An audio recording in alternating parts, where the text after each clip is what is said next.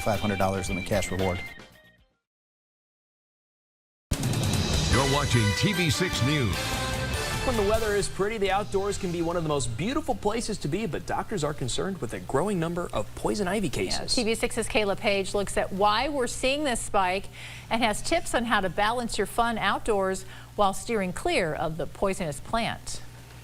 It seems like we're seeing about 50% more than we normally would.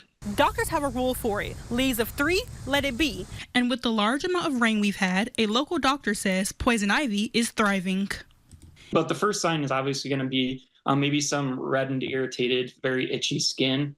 That will eventually turn into a blistering rash that can be very intensely itchy. In a 12-hour shift, Robert Mixel, medical director at Genesis Convenient Care, says as many as 10 poison ivy cases come into his office every day, twice as many as he normally sees this time of year, something he doesn't think will change unless people take time to protect themselves. And if you are pulling weeds, wear some gardening gloves.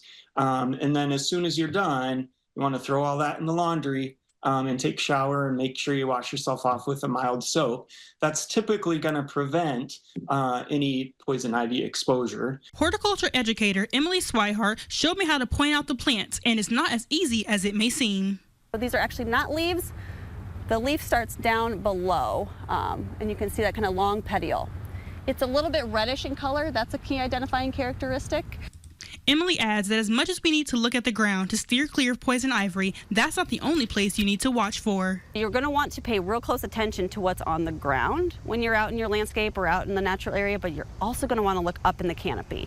In Rock Island, Kayla Page, TV6 News.